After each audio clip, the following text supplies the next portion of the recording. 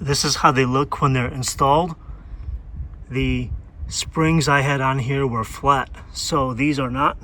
This is my first time installing any suspension on anything, and this side was very difficult because I did not know what I was doing. It took me maybe 6 hours.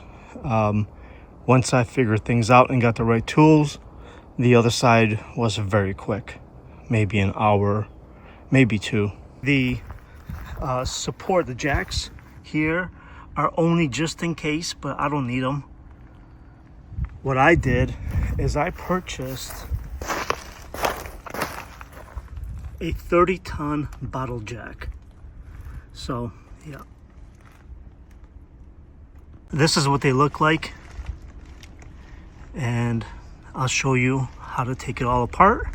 The wheels, obviously, if you can't take off your wheels, don't start this. And this is how everything looks with the wheels off.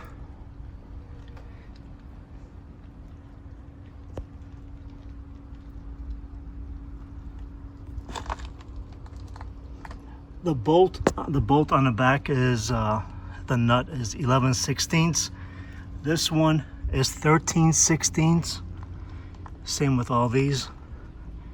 These are also, I believe, 11/16. Yep. We're going to replace everything except for the axles. You will need 2 floor jacks to hold up the axles. You're not going to use this to raise the RV. It's simply to add tension and release tension with the springs when you're taking them off and putting new ones on. Get WD-40, spray every bolt because they are a bit tough to get off, especially the 2 on the ends.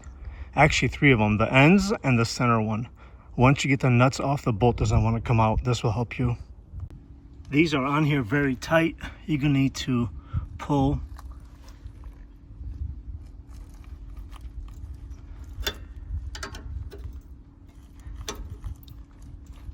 My early concerns were alignment, but look,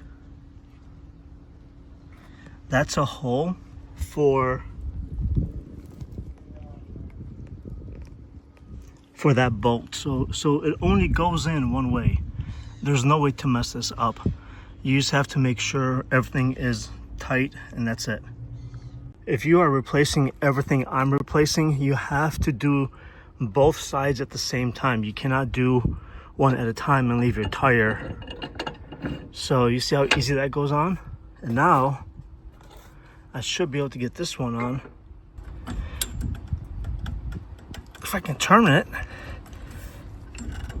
This is not the best jack. Hold on. Okay, I needed 2 hands for that one.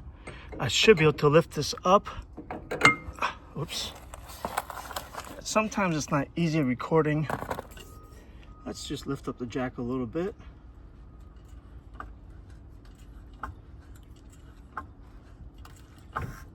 Oops, too far again. Oh, actually it worked. All right, and that's it. I'm gonna put the back plates on, reassemble those things, and I'm gonna put my U-bolts in here, and I'll be all set. Okay, so I have everything assembled. I do need to tighten down all the nuts because, yeah, that's gonna take a while.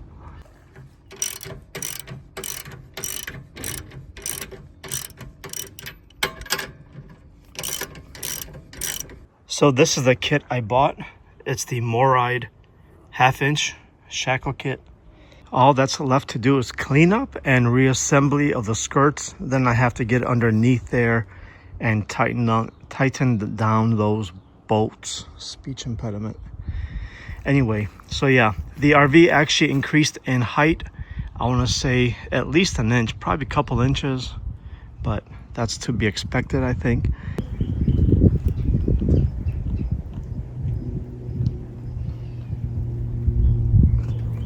How about this one here?